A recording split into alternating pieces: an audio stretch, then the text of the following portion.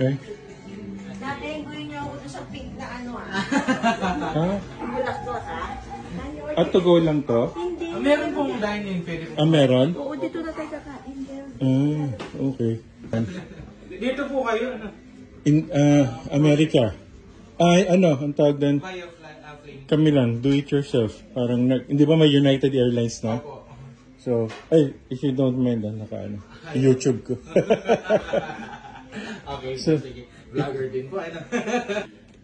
So, ito yung mga ano nyo? Menu po. Menu, marami. Tapos, pag dining, dine-in, Kahit ano po, pwede namin dine-in. saan pupunta? Ayan po. Dyan. Pwede po sa outside. Okay, akala ko. Kain na tayo. Ito po menu kung gusto nyo marami. Tapos baboy tinapos. Ano yung isa pang ano? May cafe na pinupuntan si Pinoy yung Greenland eh.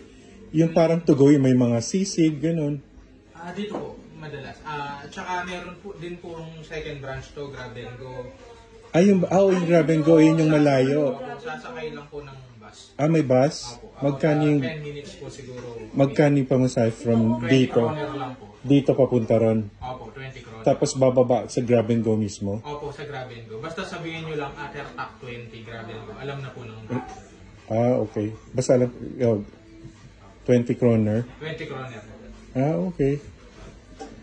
Kasi,